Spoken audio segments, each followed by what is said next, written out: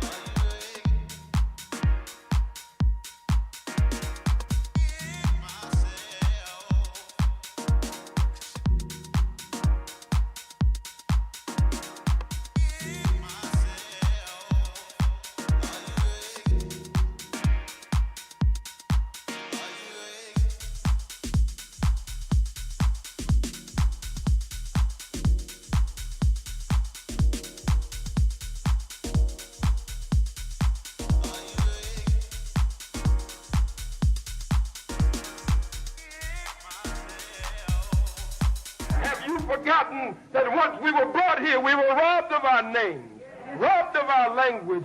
We lost our religion, our culture, our God. And many of us, by the way we act, we even lost our mind. Here it is, bam! And you say, God damn, this is a dope jam. But let's define the term called dope, and you're thinking me funky now. No, here is a true tale. Why the ones that deal, all the ones that fail, yeah. You can move if you want to move.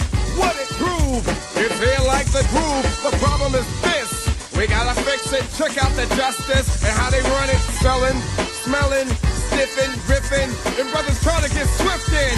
Selling their own, rob a home. While some shrivel a bone like comatose walking around. Please don't confuse this with the sound. I'm talking about bass. Bass, bass, bass. Come on. What's the night? Bass, bass, bass. What's the night? Bass, bass. What's the night? Yeah.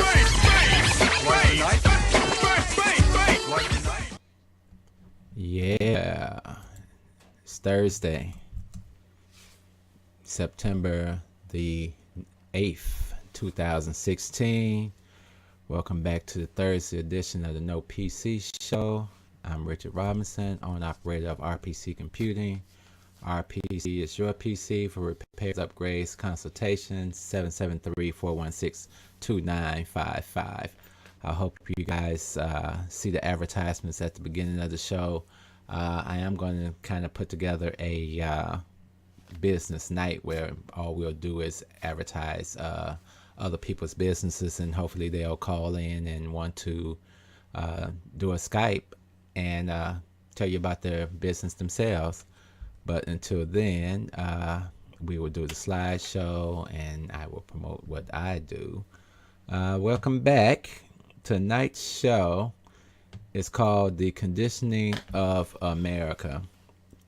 Now, I know some people may watch this show and be like, that's some hate teaching or some negativity or anything like that. But, that's part of your conditioning, that they would tell you that or say that to you. And this isn't a religious show, even though I believe in Jesus as my personal Lord and Savior. It's got nothing to do with the show tonight and what we're talking about. And we may touch on that too, as far as things that were used to condition us as slaves in this country. This kind of came about earlier this week. I was looking at something about Georgetown University deciding to do some form of reparation. They admitted that they did own slaves, that they did sell off 270 something slaves to get rid of a debt that was sitting on them. And these slaves were sold in 1838 on the campus of Georgetown. They had records. And now let's get one thing straight. Let's stop listening to America's lies. They all had records. Slaves were insured. In order to insure a piece of property, a record had to be established and put together. Did they destroy all these records because they knew people would come at them because of the records? Most likely they did. That's more BS that America likes to push down your throat. But, you got one institution admitting to it. And that's the biggest problem in America for me, that you're not going to admit to your bull crap. And so when we say white people know, they know. But they're going to act like they don't know. So this isn't bashing white folks. This is saying that white folks were conditioned at the same time we were conditioned. The rules were explained to them as if they were explained to us. But they explained to them in a way that they could digest it. That they could swallow, that it would sound reasonable to them. There were reasons that slaves weren't allowed to read. They knew education opens up the mind to discovery, to understanding. If I keep a slave ignorant and dependent on me, then most of my battle is won. There's a couple of movies that I just want to suggest to everybody. One is definitely The Spook Who Sat by the Door. I've run into a few people, blacks, that have not seen this movie. Shocking. Please go see The Spook Who Sat by the Door. Oprah put together a collection of memoirs from slaves. When slavery ended, there was about 20 million ex-slaves in America. By 1912, there were so many that I'm not sure how many were actually still left alive, but there were some that were alive, and someone decided to go and get firsthand accounts of slavery from slaves, from former slaves. This is part of the thing that a lot of other groups don't get in America, that come over here by boat or a plane or however they got here, and they come and they get a lot of stuff that was supposed to be earmarked for us, programs and things like that, and then they say, oh well, everybody gets treated like this, right? No, everybody doesn't get treated like this. When white people are talking about, oh, my people came across and they struggled and this and this, yeah, you came across and the arms were open like this. That's not, for us, that's not a real struggle. We came across like this. Hands and feet shackled. Taken away from our culture, our land, our heritage. Ripped out. No way to get back in contact with it. So when you see the beginning of my show and it says we're taken away from our culture, our identity, we no longer knew who we were. And this didn't just happen for a year or two. We're going to talk about tonight the 250 years of slavery up to the point of where we were free,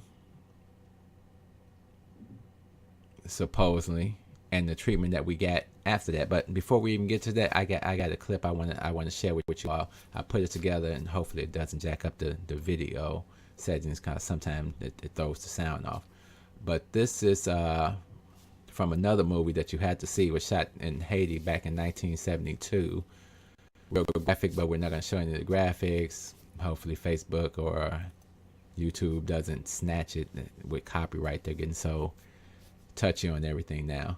This is called Goodbye Uncle Tom, where our roots may have showed us a part of slavery once we got onto the plantation. Goodbye Uncle Tom gave you a real look into the essence of slavery, the capturing of slaves, the treatment on the boats below the decks, the raping of women, stud farms, the creation of bed winches.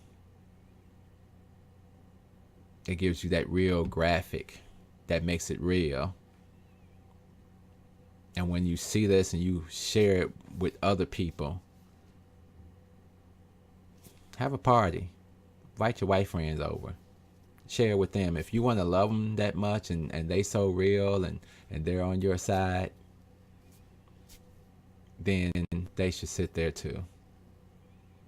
I think the time in America right now is we want everybody to be uncomfortable. So many people are uncomfortable with Colin Kaepernick. I'm not uncomfortable. I'm very comfortable with it, and I guarantee you a whole lot of black folks are very comfortable with what he did. It's a bunch of white folks that's not comfortable. And on the eve of 9/11, they're going to want you to stand up, and they're going to want you to put your hand on your heart and blah, blah, blah, blah. I'm not saying it wasn't a horrible event. I know who the targets were. And it wasn't really black America that did the things. It was white America and the rules and things of this country that caused that put that into motion. Let me share this clip with you. So they can learn who really are the slaves and masters here. Senator, don't, please. No chicken bones, I beg of you. Why, I've had to take 2 of them to the veterinaries already this week. Well, at this point, I have a suggestion that might enlighten our friends from Italy.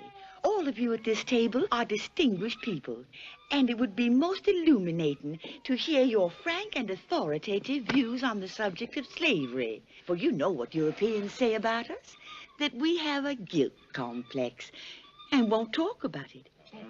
I agree, and I shall speak first. We cannot hide slavery any more than we can hide an erupting volcano, a forest fire, or leprosy. In my own case, it is true that I have freed my slaves because they were stupid, foul-smelling, sad, and bothersome. I'm an aristocrat. I believe in freedom, but not equality. That is my statement. Signed, John Randolph of Roanoke. I'm Professor Thomas R. Zoo. In history, we know that every great civilization was founded on slavery. Let us take the classic examples of Greece and the Rome from whence you gentlemen come. It's God's and nature's law that man attempt to prevail over his fellow man. Till one becomes the master, one becomes the slave. Let us remember that God is white, and as long as God is white, we will prevail over all other races. Sorry, Professor. What was that you said?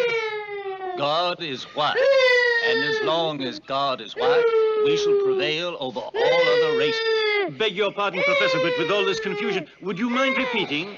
God is white, and as long as God is white, we shall prevail over all other races. Thank you very much. Because it is a virtue without alternatives. My word. Indeed, they cannot be less than virtuous, since it is a fact that their men are noted for their preference for colored girls. They are virtuous, to be sure. They have no other choice.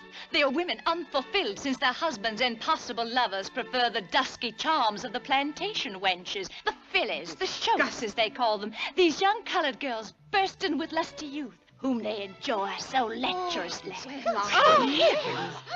How's it possible to write such filth? Propaganda. Political propaganda. What can they know about Negroes and Negresses, these landless louts in Boston and Philadelphia? Nothing but their envy and prejudice. Their malice causes them to try and offend us, to debase and humiliate us. God in heaven, that they should insult our men, our husbands, in this way. Shame to suggest that our men would have intercourse with our slaves, who are little better than animals. Exactly. Dear God, it is an accusation of sexual aberration. Oh, this abnormal mating between black and white. There's a scientific word for it. It's called bestiality. Such disgusting lies. Do we not all know who are the objects of our husbands' incontinence? We, who every Friday night must undergo... Oh, what am I saying? Don't you all think it might be wiser not to speak too frankly in front of them? Don't worry, they understand about as much of white folks talking as furniture does. But isn't it remarkable, the longer they stay among us, the lighter they get? Yet their mentality, sensitivity, and intelligence remain that of the brute animal. It's really true. Yes, it seems to me that each generation gets lighter. I know in our place, we keep having cubs with rosy skins. My husband says it's because of, symbiosis. That's the scientific term, symbiosis. Like those animals who take on the color of the background in which they live. Your husband's absolutely right. It's true. Quite correct, my dear. Look at Scipio. He's left-handed like my brother. And see Jason? My husband brought him up from childhood, and now, isn't it remarkable? He shows some of my husband's blondness. Extraordinary. Truly, nature is bizarre.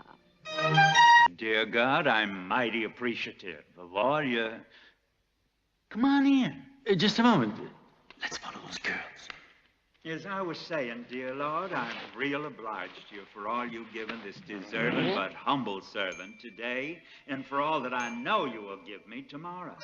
I thank you for the wisdom you endowed me with at birth, the countless good deeds you inspire me to do, and I also reckon I should thank you for closing your divine eye to a few little transgressions I got planned for tonight. Come on, you. Get in here. But in humble sincerity, dear Lord, let me take this opportunity to thank you for my continuing stamina, and finally, for the riches you've already bestowed on me, which I'm sure you wish me to keep and to multiply. Amen. You like my prayer? I made it up myself. When a man knows good from evil, he's much better off making up his own prayers.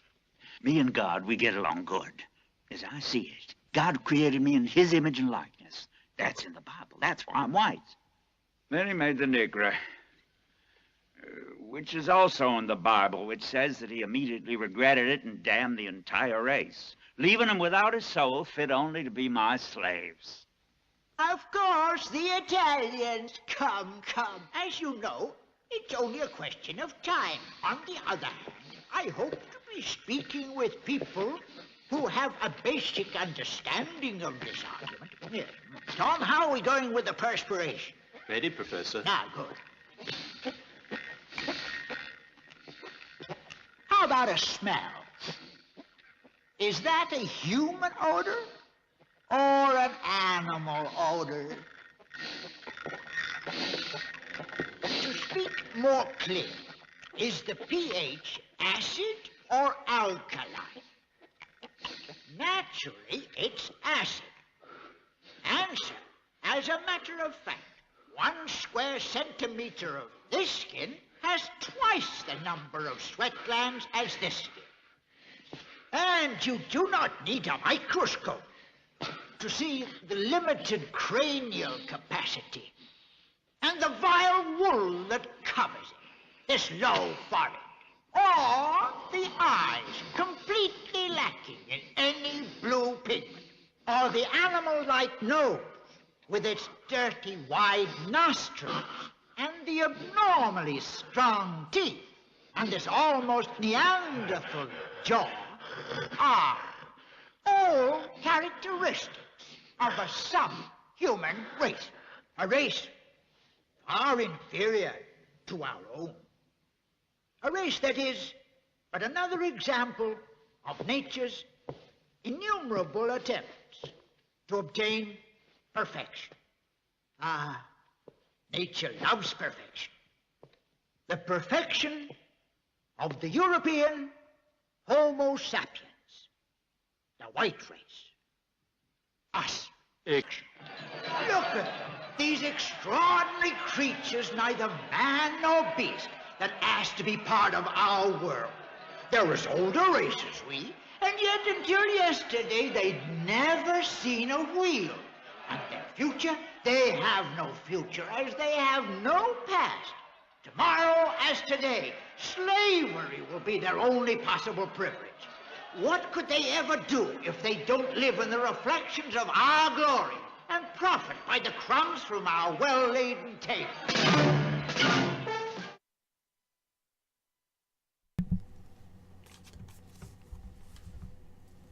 Again, that's from Goodbye Uncle Tom.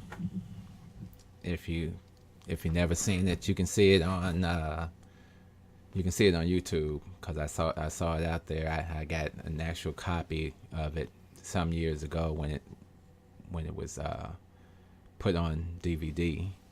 It's been banned in America, or maybe it's not banned anymore. Back then, when I first saw it, it's very interesting, and I just wanted to touch on some points on that, on why they were able to look at slavery in such a way. First, they dehumanized us. They said we had no souls, that we were cursed by God, we had no future other than that, like it was some type of blessing, but to serve the white man forever. And even the man that said he freed the slaves, he gave some whack reasons why he freed them. But he said they can be free, but they can never be equal.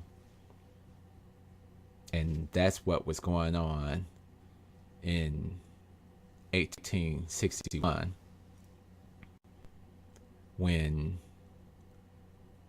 the South seceded from the Union. There were 19 states that were free states, and there were 15 states that were slave states.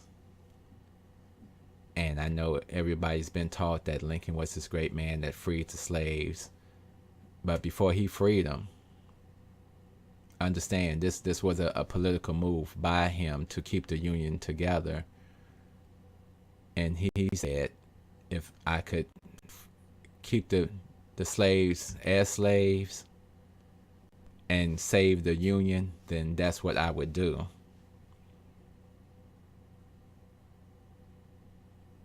So he really could have cared less about slavery. But from a political standpoint, a lot of the stuff that was going on in the South that wasn't going on in the North. But they were making a lot of money off slavery. And it seems like that money wasn't being distributed throughout the nation as it was set up. And so when you're part of a country, or United States as it was called, then you have to go with what the majority says. So 19 of the states were free, 15 were not. They made the political call to free the slaves. Well, Lincoln did in 1863 when he did the Emancipation Proclamation. And when the slaves were free, originally, you got that promise of a land and all this. So there was a certain amount of land that was set aside for slaves when they were free. But after Lincoln was killed, Andrew Johnson, I think, stepped in and basically took the land back and gave it back to the original slaveholders, and then sent the message to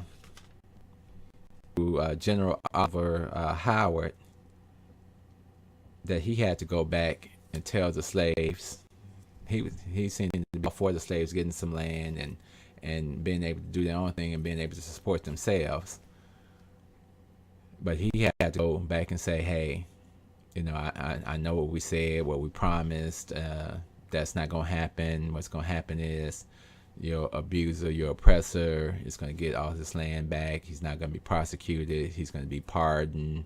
Because remember, when they did that seceding from the Union, that was an act of war against their country. Treason, punishable by death. But, we're going to pardon them. We're going to give them back the land, and we're going to give you an opportunity to work for them, to earn a living. The slaves were looking like, wait a minute, what are you talking about? You want us to go back to the people that have been beating us, abusing us, destroying our families, and when you want us to trust and put our lives into their hands? Sounds familiar, doesn't it? So what happens is a lot of the slaves are like, hey, forget that. I mean, some did stay, but a lot of them were like, I'm free. I'm moving on. We're going to do what we can do. So when the slaves decided to move along, and which is considered the Reconstruction era after slavery. The Reconstruction era is where a lot of blacks did leave and go places and start trying to build up their own I don't want to call them villages, but their own communities. Then all of a sudden, and I want everybody to know, this is where racism starts. Racism started until slavery ended, because we're in control. So we don't have to worry about racism. Everybody hates you. So now you got the 13th Amendment ending slavery. You got the 14th and 15th Amendments giving them the right to vote and due process of the law. But now you got Jim Crow, which is kind of first, there was what was called the Black Code laws, where after slavery they were just making up all types of crap to basically mess with you. So we got all our land back. You trying to live, nigga? Oh, I'll give you a job.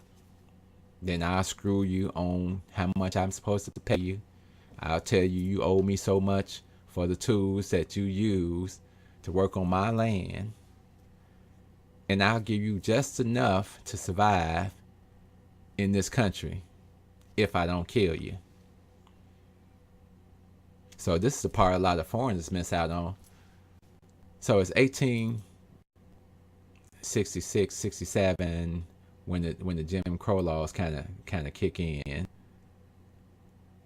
And so a lot of blacks in the South said, you know what, we out of here. We gonna go somewhere and build our own communities. We're gonna grow, and so they did that.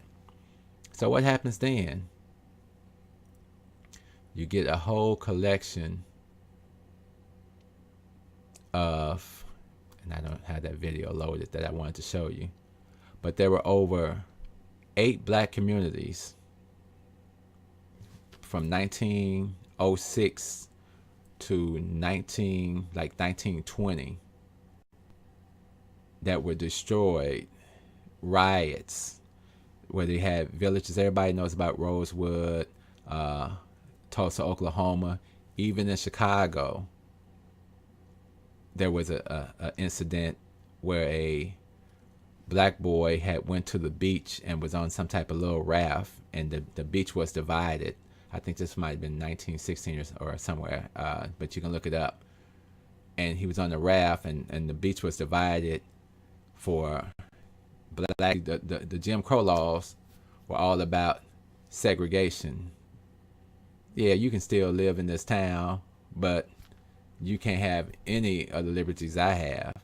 You're going to have your own water fountain. You're going to come through the back door. You're not going to disrespect a white man. So all types of insane laws that were on the books. So while we're dealing with this and trying to have our own community, now understand all these riots that took place throughout America, all in Florida, across the landscape, it was always the same. A black man did something to a white woman, and this would be their reason to come in. Because when they were in the Depression, a lot of the blacks weren't in depression. A lot of the blacks weren't spending their money with these white people. They were spending the money within their own communities. They had movie houses, but they really weren't showing movies back then, but they had stores, restaurants, hospitals, hotels. Every community may have had something a little different, but the communities were contained. And the blacks were more dependent on each other because everyone knew who that common enemy was at that time. So when they made up the lie and said a black man did something and they came into the village, they didn't just come in and burn down stuff. They came in and looted and stole money from the banking institutions that blacks had their own banks. Black money was staying in the community for 3-4 weeks at a time before anybody even thought about spending anything, if they spent anything else. So the whites that were used to the blacks coming to them and spending money with them and getting the bad treatment didn't like it now. Oh, so y'all doing y'all own thing over here? So this happens again and again. So when people tell you, why can't you people pull it together and so and so? Because no matter what we did, this is the type of stuff that went on. So we move ahead all the way to 1964, and you get the Civil Rights Bill.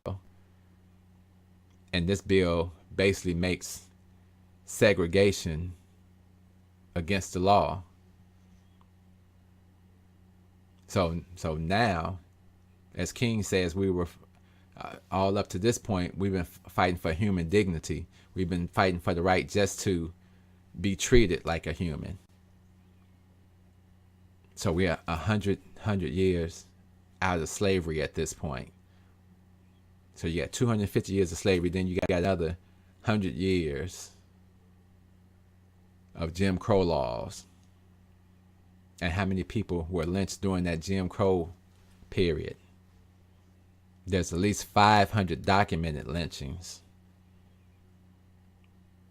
You got people taking pictures with hanging bodies. It was the term picnic was like from pick a nigga, and became an event, and they would come and they would have picnics and take pictures with the body, and there's a big celebration. Have you ever picked up a book and saw that someone was convicted in America of a lynching, and someone actually went to jail for a lynching? If you have, please send me that link to the show 1965 at yahoo.com, because I would love to see that story, because no one ever went to jail for a lynching.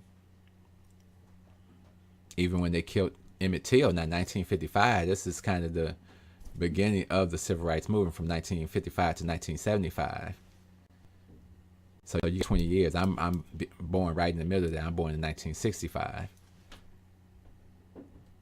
You got Rosa Parks at the same time refusing to stand up on the bus and get the white man her seat. So you got us still being persecuted for this, and this. You got black men, black youth still being killed and murdered, and nothing happens, and they sell the story. You got Malcolm X getting killed, Medgar Evers. You got Kennedy boy, Bobby Kennedy getting killed.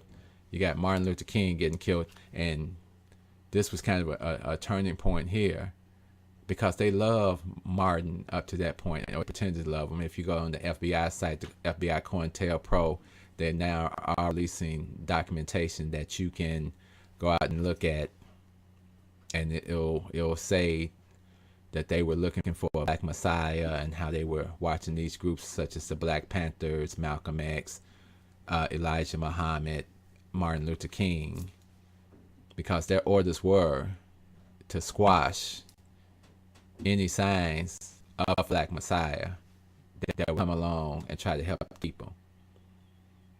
So this is your government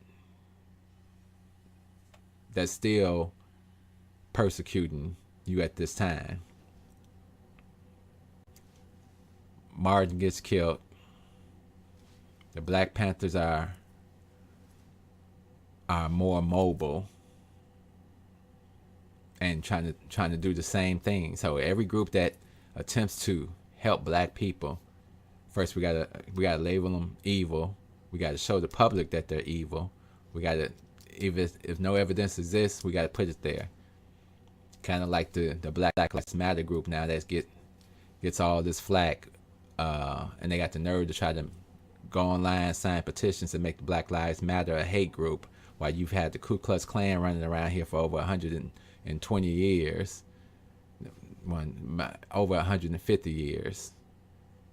Still got Knights of Columbus headquarters and things all around.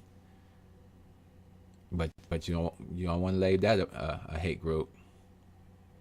But Black Lives Matter is a hate group. So it gets back to the conditioning. So they've been conditioned. We've also been conditioned. And part of our condition is that we have continued to listen to these people, listen to their lies, act like that's an expectation, because all he really said to you is, oh, you want to be a part of my world? Follow these rules, and I'll let you be a part of it. I'll never say you're equal, but I'll give you just enough.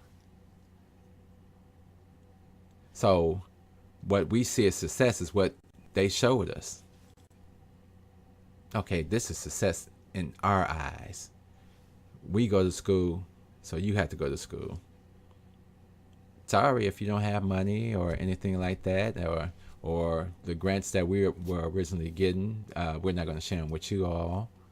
We're going to do everything we can. We're going to make it the hardest thing that you can do is to succeed in this country. But we still succeeded. Or did we? Even Martin had to say at the end, when we looked at it and we thought we were succeeding, and we got lawyers and doctors and all this, he realized something was still missing. And the thing that was still missing was the infrastructure. So we didn't have an infrastructure for ourselves. we help them build their infrastructure. And at any point, they could pull that back from us. So like a lot of other groups you see out here, Chinatown has an infrastructure for the Chinese community. Greek Town, Little Italy, the Polish neighborhoods, the Jewish community. Everybody has an infrastructure that supports what they want to do.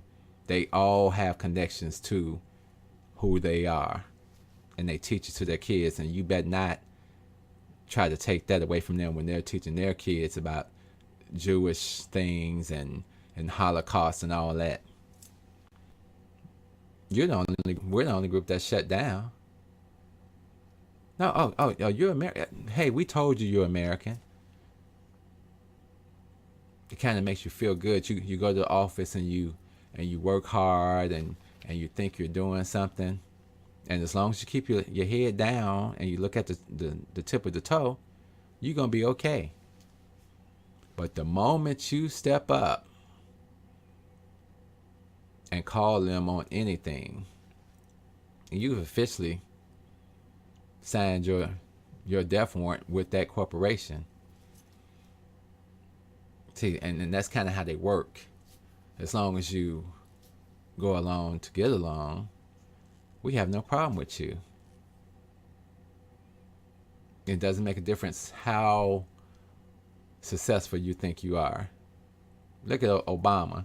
I mean, I can't say he did a whole lot for black people, but he cleaned up the mess that George W. Bush made. But they'll come out and tell you it's all his fault.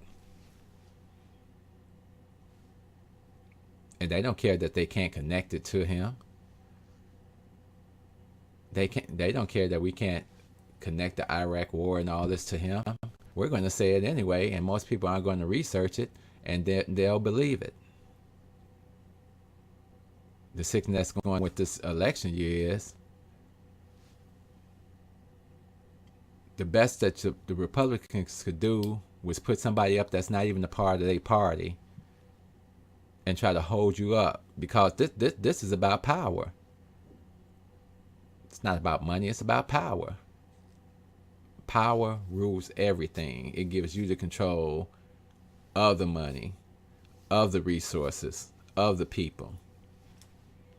That's all Donald Trump is concerned with. Oh, well, Hillary Clinton voted on this crime bill and this and this. So did everybody else that's in the race, except Donald Trump, because he wasn't a politician, so he didn't have a vote. But surely, people remember the discrimination suits against him and his father, housing discrimination. They sit and watch him say everything about America and how he's going to make America great again, and then he turns right around and says, and we're going to look out for the blacks too. Is that some 1950s language? We're going to look out for the blacks. So you can't convince me that this man is any better than a crackhead that's standing on the corner. I would really vote for a crackhead before I would vote for this man. And I'm not a big Hillary fan, but that's the other candidate. But as black people, can we expect anything from any of them? Someone was saying, oh, what, this is the best opportunity right now. We just had the best opportunity for 8 years. That's how the government works. We made you, Obama. We put you in this position, and you're going to do our bidding to protect the empire. You're not the president of the black people. You're the president of the United States of America. And the United States of America has mastered oppressing people around the world. We were just the testers. The Indians were just the testers. But they don't want to share that history. Anytime you say anything against America, they just jump up. So with Colin Kaepernick and this flag thing, try it.